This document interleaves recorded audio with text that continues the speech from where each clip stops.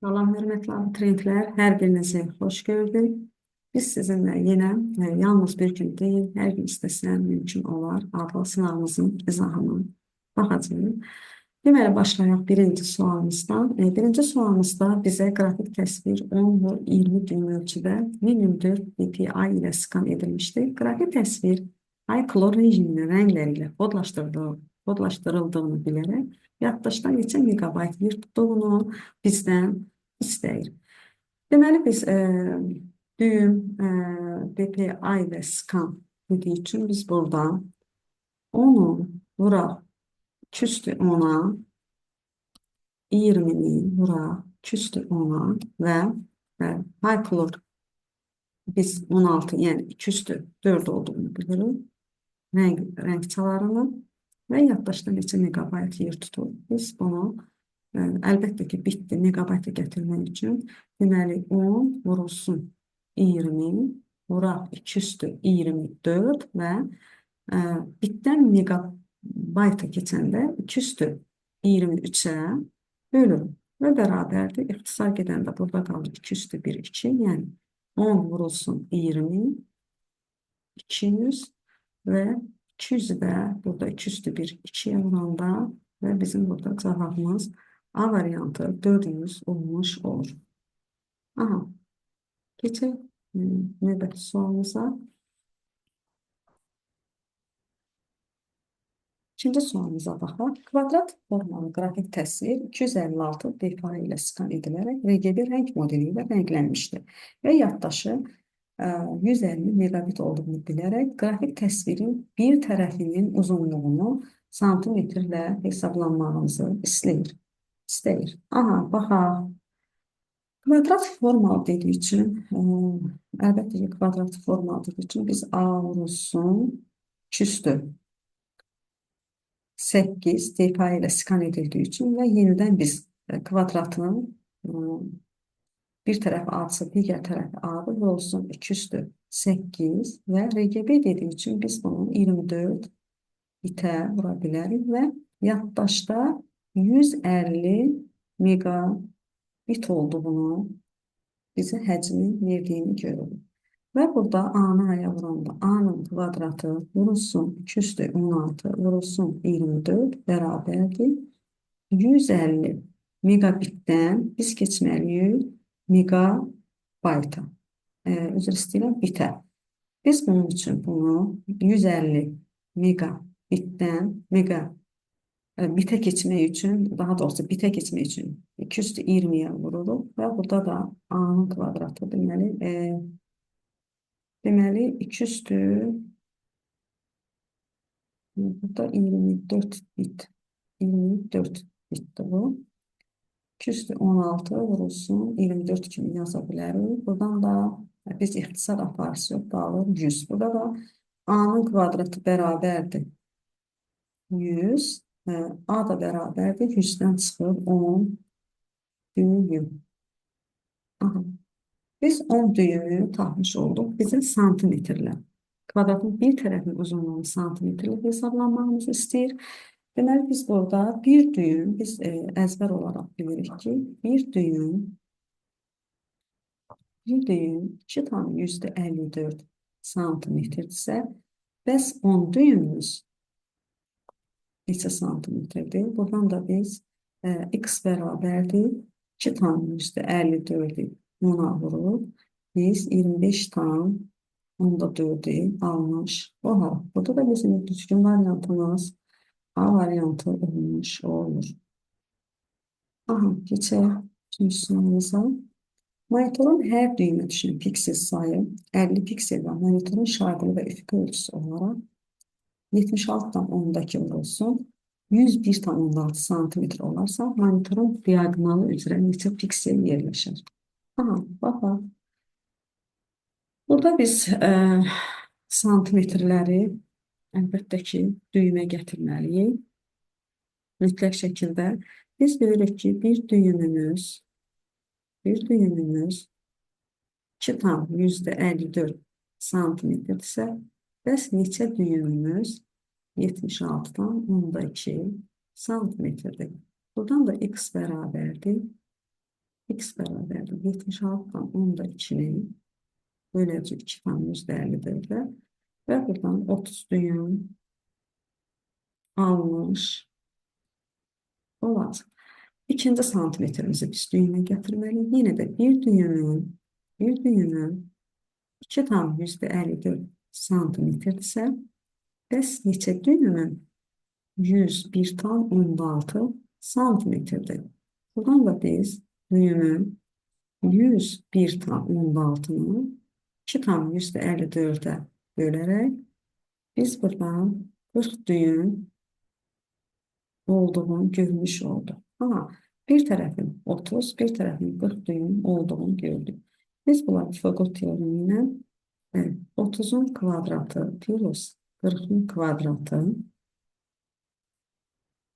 beraberdir. Burada e, kökün altında 900 plus 16'nın ve buradan da bize e, çıxır təxmini yox, deməli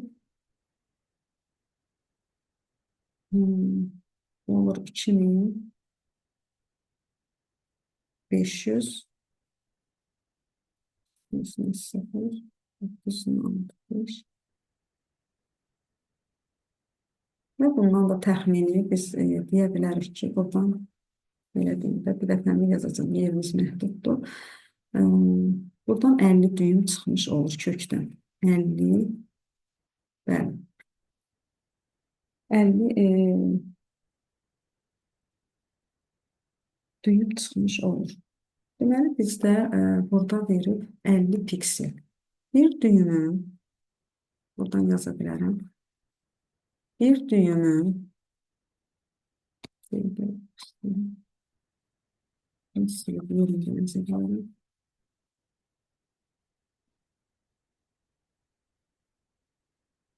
misalımızı devam edelim.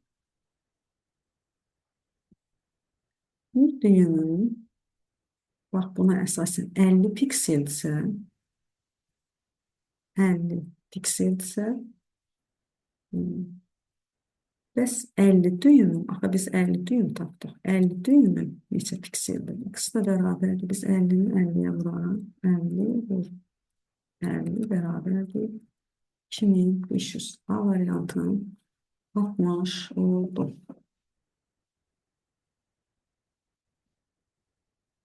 Tamam, geçelim dördüncü sorumuza. Dördüncü sorumuzda monitorun çözünürlüğünü verip 680 piksel ve ölçüsü 127 santimetre olarsa her düğüme düşen piksel sayını bizden soruşmuş olur. Burada biz yine de deməli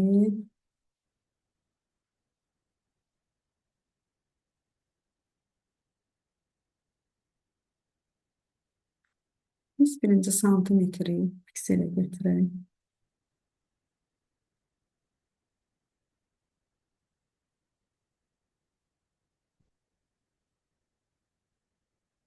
Deməli, santimetri piksele getirək. Bir düyümün 2 tam %54 santimetrdirsə, bəs neçə düyümün 127 santimetrdir. Buradan da x bərabərdir. Deməli, 127'ni 2 tam %54'e bölsək, bizdən çıxacaq 50 düyüm. 50 düyüm çıxmış oldu. Biz yenə Pifagor teoreminə əsasən bunu pikseli gətirməliyik.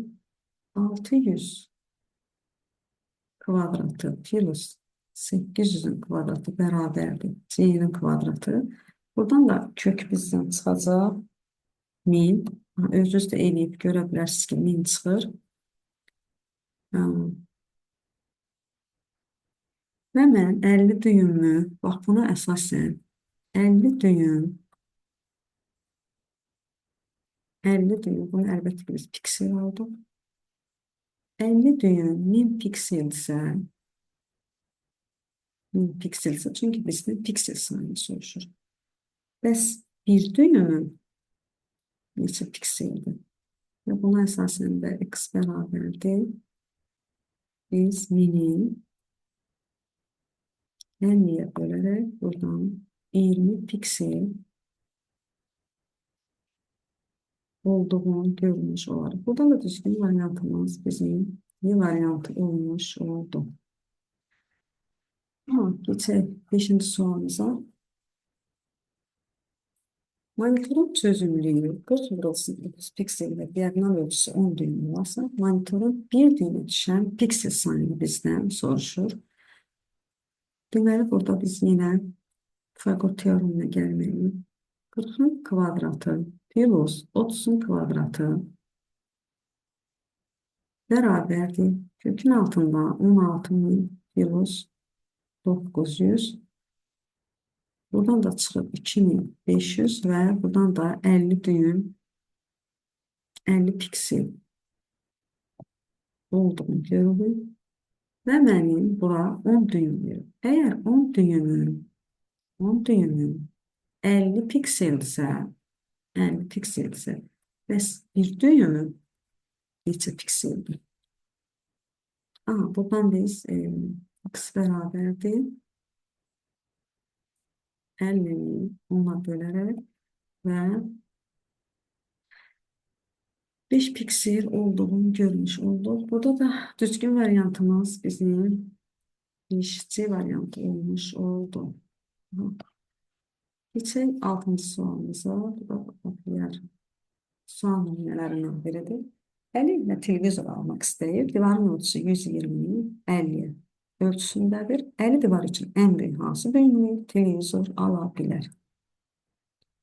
Yenə də biz mütləq şəkildə bu düsturdan Fagor teoremindən istifadə edərək A-nın kvadratı plus B-nin kvadratı bərabərdir C-nin kvadratı düsturunu əsaslanaraq 120'nin kvadratı plus 50'nin kvadratı bərabərdir. Deməli, buradan çıxır 14.400 plus 50'den de çıxır 5-5'in 25, 2500 və bundan da kök alsaq, deməli çıxacaq 130 santimetr. Deməli, əgər bizim bir düyümümüz 2,54 santimetrsə, həmişə santimetrin altından yazılır. Bəs neçə düyümümüz 130, bax buna əsasən 130 santimetrdir. X da bərabərdir. 130'u biz 2,54'e bölərək biz buradan 51 tam neçə olduğunu görərik və biz də tam nə alırsa mütləq şəkildə bunu götürməliyik. Buradan düzgün variantımız B variantı olmuş olur. Keçək 7-ci sualımıza. Baxaq. Kitab 4 səhifədən ibarətdir. Kitabın hər növbəti səhifəsində özündən əvvəlki səhifələrdəki simvol sayından 3 dəfə çox simvol var. Kitabda 50 fərqli simvol istifadə edilmişdir. Bütün simvollar mümkün olan minimal bit sayı ilə kodlaşdırılmışdır. Kitabın ümumi informasiya həcmi 300 bayt olarsa, kitabın ilk və son səhifəsində neçə simvol olduğunu müəyyən edin. Biz səhifə məsələlərinin deməli neçə dənə səhifəmiz var? Birinci səhifə, ikinci səhifə, üçüncü səhifə, dördüncü səhifə. 4 səhifədən ibarətdir. Hər növbəti səhifədə özündən əvvəlki səhifədəki simvol sayından 3 dəfə çox simvol. Biz birinci bunu x, sonra 3x, sonra 9x, sonra da 27x götürə bilərik. Yəni, hər səhifə özündən 3 dəfə böyük olduğu üçün. Və bunları biz toplayaraq, deməli, 3x plus, qısa yazaq buradan, plus 9x plus 27x, deməli, burada olur 40, mənim məhsulum olur, 40x-im olur. 50 fərqli simvol dediyi üçün mən 50'ni 2'nin qüvvət aralaması alaraq 52-nin üstü 5 ilə 2 üstü 6 aralığında yerləşdiyi üçün bu 6 bit yer tutur. Deməli 6 bit vurulsun 40 x bərabərdir 300 bayt. Və mənim də 300 baytım var. Bəli, 300 bayt. Və 300 baytı mən 8-ə çevirib 8-ə çevirib neynəməliyəm? Bölməliyəm 40 ilə 6-nın hasilini. Bəli. Və burada da məndə qalır.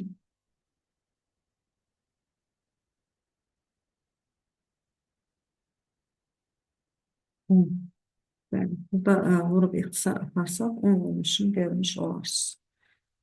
Deməli, məndən nə soruşur? İlk və son səhifəsində neçə simvolun olduğunu məndən soruşur. İlk səhifəmi mən nə aldım? X-i aldım 10.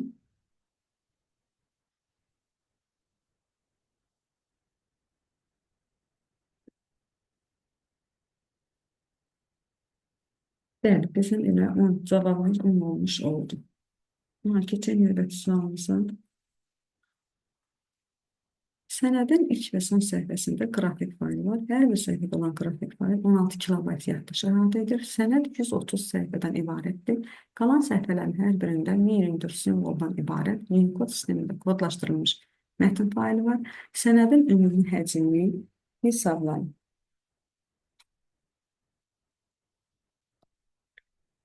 Sənədin ilk və sonuncu səhifəsində qrafik fayl var. Hər bir səhifədə olan qrafik fayl 16 kilobayt yaddaş əhatə edir. Deməli, mənim şəklim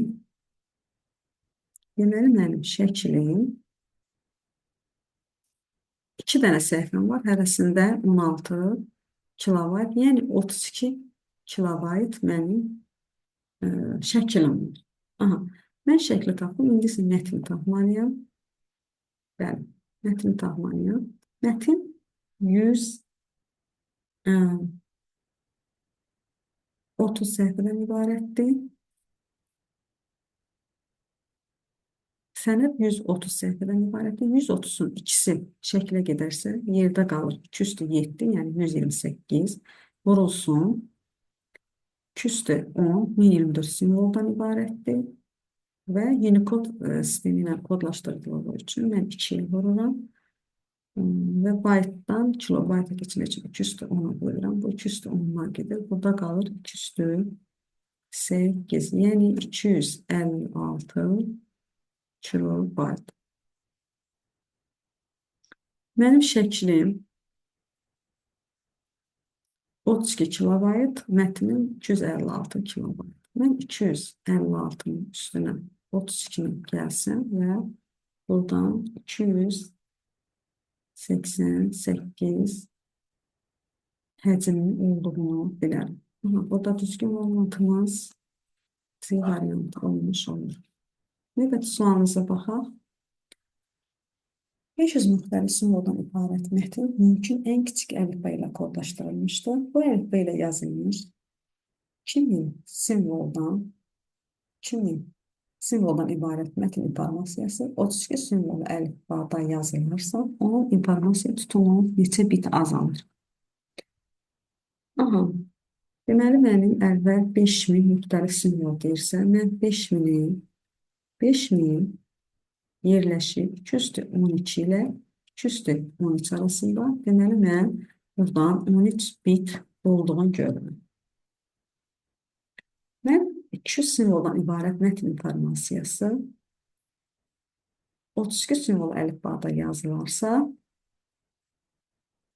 onun informasiya tutumunu neçə bit azalır? Birinci mən informasiya mənim, deməli, 2000'imi vurmalıyım 13'ə və buradan 26.000'nin olduğunu görərəm və həmin 232 simvoldan 2000'imi daha doğrusu istəyirəm. 32 simvol əlifba dediyi üçün 5 vurur. Mən 10.000'imi görmüş olaram.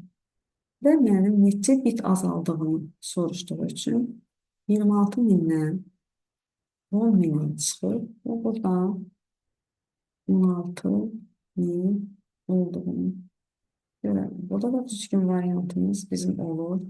Y variantı.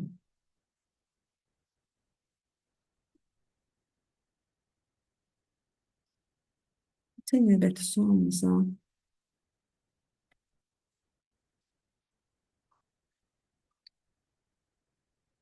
bu sualımız yine də monitor məsələlərinə aiddir. Ölçüsü 20 düym olan monitor 1024-706 seriyəli qabiliyyətinə malik olarsa, hər düymə düşən piksel sayını soruşur bizdən.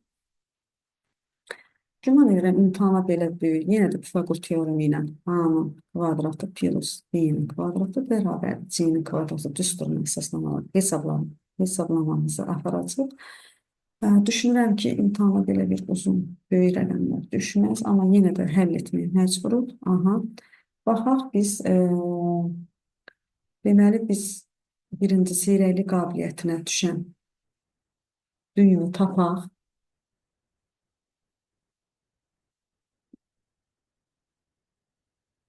1024'ün kvadratı plus 768'in kvadratını bize bir rəqəm çıxır.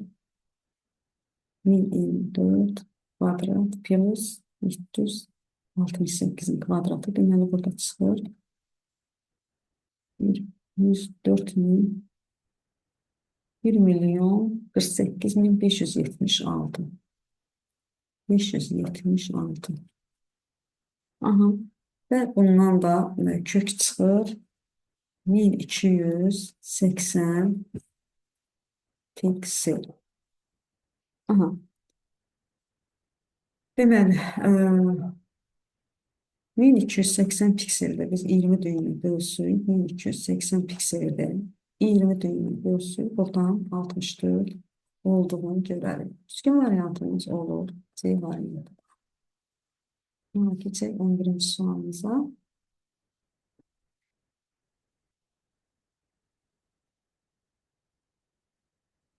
11. sualda HTML aiddir. Deməli, seçirilmiş mətn hissəsinə format vermək üçün istifadə edilən HTML tagi hansıdır?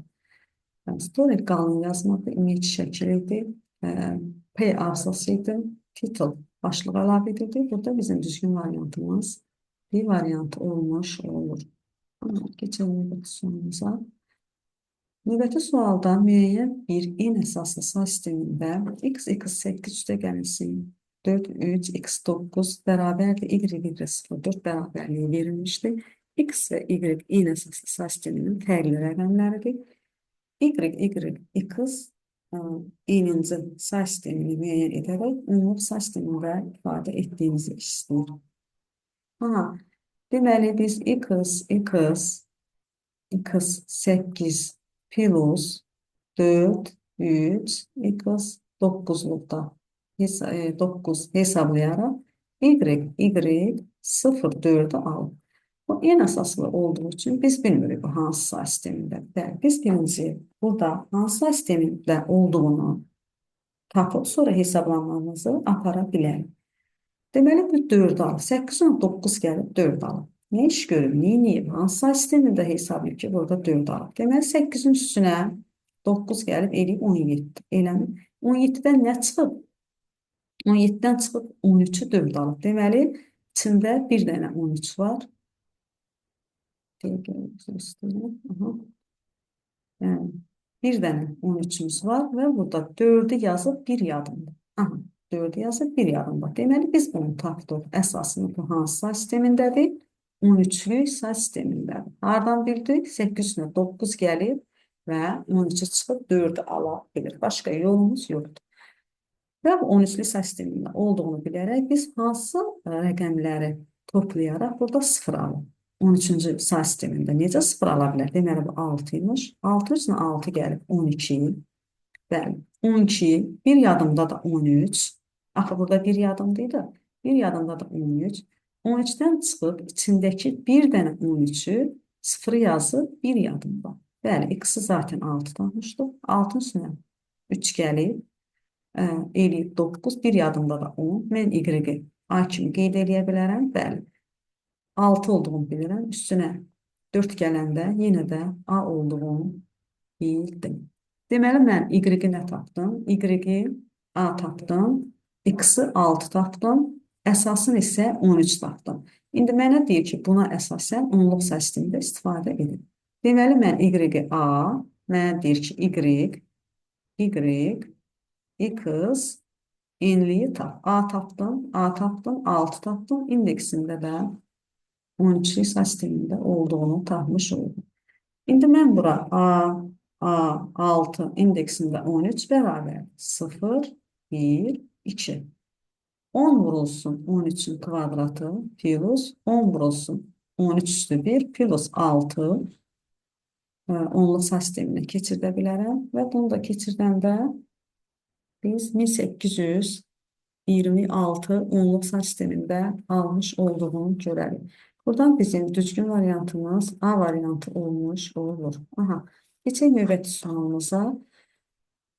13-cü sualda qrafik təsvirin palitrasında 1024 rəng çaları var. Bu qrafik təsvirin rəng çalarlarının sayı 256 dəfə azaldılırsa, qrafik təsvirin informasiya həcmi necə dəyişər? Aha, mənim burada deməli böyük eni verib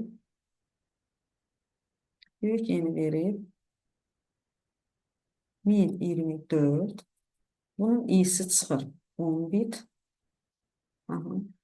Növbəti mənim i'ni verib 256 eni verib. Bunun da i'si çıxır 8 bit. Aha, məndən nə istəyir? Rəng çaları azaldılarsa 1024-dən 256 dəfə azaldılır və həcm necə dəyişər? Biz buna qayda kimi bilməliyik ki, rəng çaları nə qədər dəyişibsə, həcmə də bir o qədər təsir edəcək. Deməli, burada mən 2 üstü 10-u 2 üstü 8-ə bölərəm, 2 üstü 2-ni görmüş olarım. Eləmi, əvvəl neçə idi? 10 idi. 10 bit idi, eləmi? Sonra neçəyə düşüb? 2-yə düşüb və onu 2-yə bölərək mən 5 dəfə azaldığını görmüş olaraq. Deməli, bizim düzgün variantımız Y variantı olmuş olur. Aha, keçək növbəti sualımıza. 14-cü sualımızda bizdən nə istəyir? Elektron sayğac Unicode əlifbasında olan informasiyanın 16 simvol əlifbaya çevrilmiş, daha sonra məlumatın 50%-ni sildikdən sonra onun informasiya həcmi 40 bayt olarsa, məlumatın ilkin informasiya həcmi neçə bayt olar? Bunu yuxarıdan aşağı və aşağıdan yuxarı gedə bilərsiniz. Ən rahat yolu, deməli bu 40 bayt, əgər indi hal-hazırda 40 bayt qalıbsa və bu 50% sıxışdırılıbsa, deməli bu 2 dəfə çox imiş. 50% onun yarısı deməlidir. Deməli, bu əvvəl nə imiş? 80 imiş. 80 simvollu əlifbada Unicode demiş 16 simvollu əlifbaya keçib. Deməli, bu Unicode'da da bizim 2 bayt yer tutur və 160 bayt olduğunu görərik. Buradan da bizim düzgün variantımız A variantı olmuş olur. Keçək 15-ci sualımıza. 15-ci sualda informat ifadəsinin kodlaşdırıla biləcəyi ən minimal əlifbada maksimum neçə simvolu bizdən soruşur. Deməli, burada bir-bir fərqli simvollara biz yanaşmalıyıq. İ, M, F, O, R, M, A, T, İ. Bildiyiniz kimi böyük ilə kiçik İ-yə fərqli yanaşmalar olur. K, informatik A olduğu için onu götürmürəm. Burada da 1, 2, 3, 4, 5, 6, 7, 8, 9, 10 bizim müxtəlif 10 dənə simvolumuz ola bilər. Burada da bizim düzgün variantımız deməli D variantı olmuş olur. Aha, keçək sualımıza. Mətn informasiyası Unicode standartından 1024 simvollu əlifba standartına keçirildiyi zaman informasiyanın həcmi 100 bit 180 bit azaldığını bilərək ASCII əlifbasında kodlaşdırılarsa, informasiyanın həcmi neçə bayt olar? Aha, görək 16-cı sualımızda bizdən nə istəyir? Əvvəl Unicode idi və 1024 simvollu əlifbaya keçib. Bu rahat yolu ilə aktivlərə dəfələrlə vurğulamışam. Əvvəl bilmirdim. 16 bit idi. Həcmi bilmirdim nə qədərdir. Və 10 bitli, yəni simvollu əlifbaya keçən zaman həcm 180 bit, 180 bit azalmışdı. Bəli, 180 bit azalmışdı. Alt-alta çıxaraq bunu x kimi yaza bilərəm. Bərabərdir. 180 bölünsün 6 bərabərdir 30. Bəli, 30-u tapdım. Deməli, deyir bu ASCII-də nə qədər olar? ASCII-də bir baytdır. Bir bayta vuranda elə 30 bayt olduğunu görə bilərəm. Burada da düzgün variantımız A variantı olmuş olur. Keçək növbəti sualımıza. 16 bitlə kodlaşdırıla bilən ən böyük natural ədəd hansı? Bəli, biz 16 bitlə maksimum ədədi kodlaşdırmaq üçün 2/16, yəni 65.536-nı 16 bitlə ən böyük ədədi deyəndə 2/16 çıxılsın 1, yəni 65.535 və ən kiçik ədədi 16 bitlə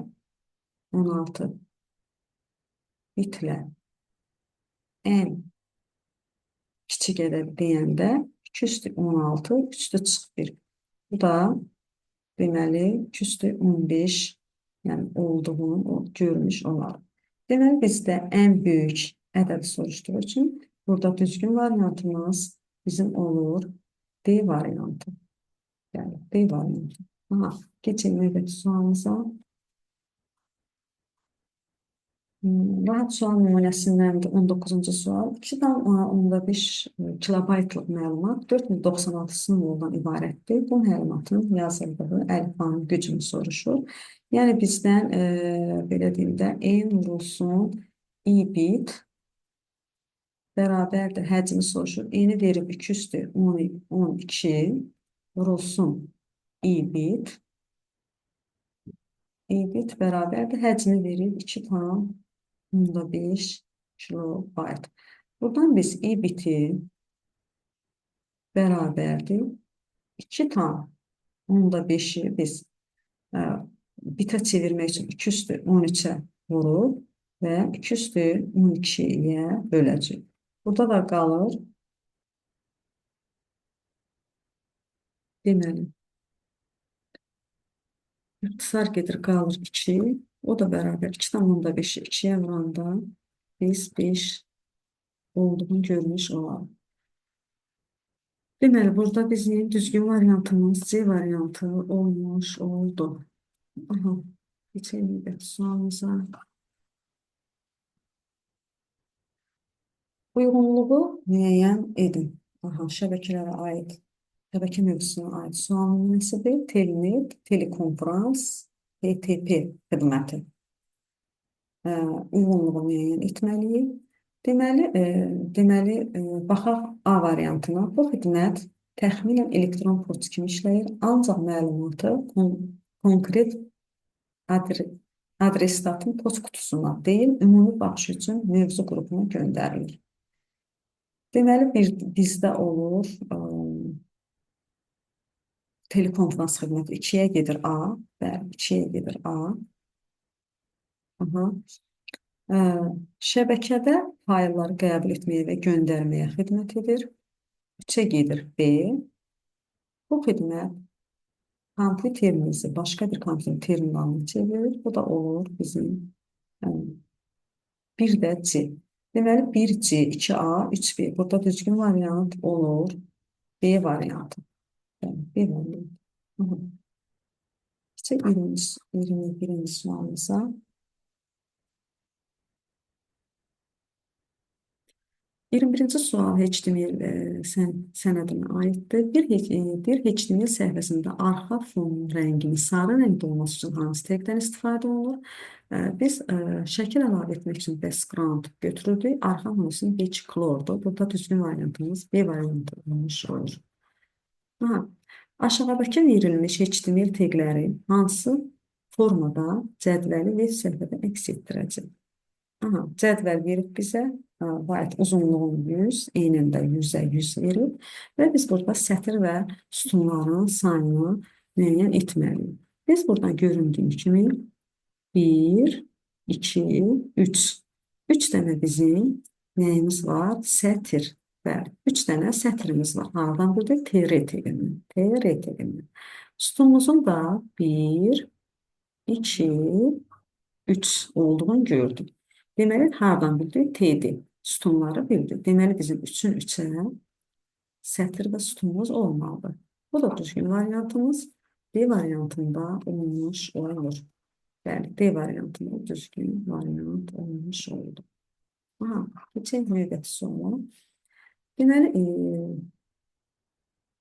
bu digər sualımızın təkrardır. Bəli, burada təkrar ilə cavab C variantı ilə 5 idi. Ona hesab eləməyə ehtiyac yoxdur. Baxaq, əlifbada minimal sayda bitlərlə kodlaşdırılmış bit ardıcıllığı verir və bu ardıcıllıqla bağlı biz müəyyən etməliyik. Deməli, burada saymalıyıq. Bizim neçə bitimiz var? 1, 2, 3, 4, 5, 6, 7, 8, 9, 10, 11, 12, 13, 14, 15, 16, 17, 18, 19, 20, 21, 22, 23, 24, 27, 28, 29, 30. Bizim 30 bitimiz var.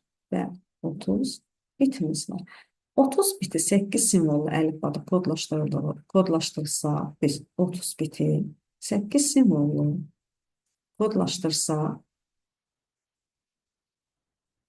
8 simvollu, deməli biz bunu 8 simvol dedik, 3-ə bölüsük, burada olur 10, 1-ə gedir C, aha, və 30 biti biz 25 simvollu əlifbada kodlaşdırsa, 25 simvollu bildiyimiz kimi 25, 2 üstü 4 ilə 2 üstü 5 aralığında 5 bit yer tutur, yəni 5-ə böləcək, olacaq 6, 2-yə gedəcək Y. Biz 30 biti 64 simvol əlifbada, yəni 6-ya vursuq, burada da olacaq 5. Yəni 3-ə də gedəcək B. Deməli 1C, 2Y, 3B. Burada da bizim düzgün variantımız A variantı olmuş olur. Baxaq növbəti sualımıza. Model məlumatları 7681 saniyə sürətlə ötürür. Mətn faylının ötürülməsi 1,5 dəqiqə çəkir. Bu məlumat Unicode əlifbasında olduğu bilinərsə və hər səhifədə 400 simvol varsa, ötürülən mətnin neçə səhifədən ibarət olduğunu tapmalıyıq. Baxaq, bizim sürəti verib, deməli, V-ni verib, belə deyim də, biz sürəti verib, V bərabərdir 7680 bit verib və faylın ötürülməsi T-ni verib, bərabərdir 1,5 dəqiqə.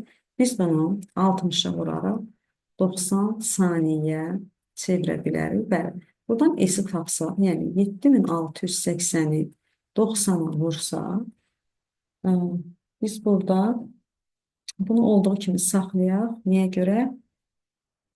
Çünki həcmdir bu. Biz də həcmi tapdıq. Əgər bizə həcmi bu qaydada veribsə, biz yenidən 400 simvolu və verib, Unicode-da verdiyi üçün və neçə səhifədən ibarət olduğunu və bərabərdə həcmini də biz, belə deyim də, 7680 vurulsun 90 kimi yaza bilərəm və bölünsün 400 vur 2-yə. Burada da bərabərdir bizim 108 səhifə vurub çıxsaz deməli olduğunu görmüş olarıq. Düzgün variantımız bizim C variantı olmuş olur. Aha, baxaq növbəti sualımıza. 100 kilobayt həcminə malik informasiya şəbəkədə 5120 bit saniyə sürətlə göndərilir. Eyni zaman ərzində 2048 bit saniyə sürətlə bu informasiyanın həcmindən neçə kilobayt az olan informasiya göndərmək olar. Deməli, bizə S-i nə qədər verib? S bərabərdir verib 100 kilobayt. Və V-ni verib B-ni verib 5120 bit. Eləmi? Bəli. Bit verib. Ə, və buradan mən S-i tapsam, S-i tapsam, S-i tapan zaman mən S-i V-yə bölməliyəm. Buradan mən 100-ü kilobayt bitə bölə bilmirəm. Eyni kilobaytını gətirmək lazımdır. 213-ə vurub mən 5120-yə bölürəm. Buradan da ixtisarlarını aparsam mən 160 olduğunu görürəm. Bəli, 160. T-ni tapdım, 160. Buradan mən S yox, özür istəyirəm. T yazmalıydım. Çünki buradan mən T-ni tapıram. T-ni verim mənə 160. Deyir ki, eyni zaman ərzində, yəni zamanı mən 160 tapdım. Və bu sürətlə. İndi ayırdan mən yenidən V-ni 2048 bit, bəli, 2048 bit və T-ni də buradan tapdım 160 saniyə və məndən nəyi soruşur? Əlbəttə ki, həcmi soruşur. Nə qədər informasiya göndərmək olar? Özdə nə ilə? S ilə bərabərdir. S-i tapmaq üçün mən V-ni T-yə vurmalıyam. Yəni 2048-i vurmalıyam 160-a və eyni zamanda bunu da mən 213-ə bölüb kilobayta gətirməliyəm və bunu açıb bölsəm 40 kilobayt olduğunu görmüş olaram. Bu da düzgün variantımız. Aha, yox, məndən soruşur ki, nə qədər az olan informasiya göndərmək olar. Əvvəl məndə nə qədər idi? 100 idi. Bax, burada diqqətli olmaq lazımdır. Və mən 40 kilobayt buradan tapmış oldum və 60 kilobayt informasiya göndərmək olar. Burada düzgün variantımız olur C variantı. Bəli, 60. Növbəti sualımıza baxaq. Deməli, palitrada 4096 rəng çalarına sahib olan qrafik təsvirin rəng çaları 256 dəfə azalmışdır. Qrafik təsvirin həcmi necə dəyişmişdir? Baxaq. Deməli, mənim burada böyük enimi mən 4096 və bunun iyisi bildiyimiz kimi 12 bit çıxır. Bəli. Və buradan böyük yeni 256-dırsa, bunun da iyisi 8 bit çıxmış oldu. Deməli, 12-dən 8-ə çıxıb,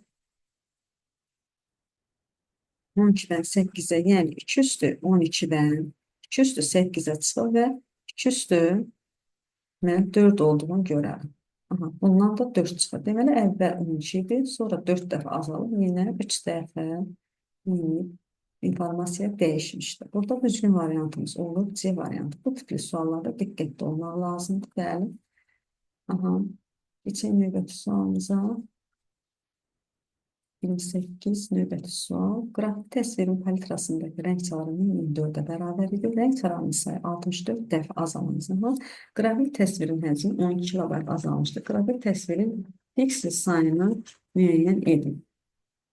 Deməli, burada əvvəl A vurulsun B vurulsun 10 x idi və sonra A vurulsun B vurulsun 6x bərabərdir 12 kilobayt olmuşdu və buradan x də bərabərdir 12 kilobaytı mən əlbəttə ki 6-ya bölməliyim. Kilobaytdan 213-ə vurmalıyam, bitə çevirin. 6 birim 6, 6 2 12. Bu da 214 piksel olmuş olur. 214 də 16384 olmuş olur. Aha, keçək növbəti sualımıza. Deməli, qrafik təsvirin palitrasındakı 1024 rəng çaları var. Bu qrafik təsvirin rəng çalarının sayı 256 dəfə azalarsa, qrafik təsvirin informasiya həcmi nə qədər olar? Bu yenə təkrar sualdır. Burada Y variantı da səhv eləmirəmsə, bəli, burada bizim təkrar sual olduğu üçün izah eləmirəm. Burada bizim deməli sınavımız bitmiş oldu. Biz 29 sualın izahına baxdıq, daha doğrusu 28. Növbəti sınavlarda görüşənədək sağ olun, sağlıqla qalın.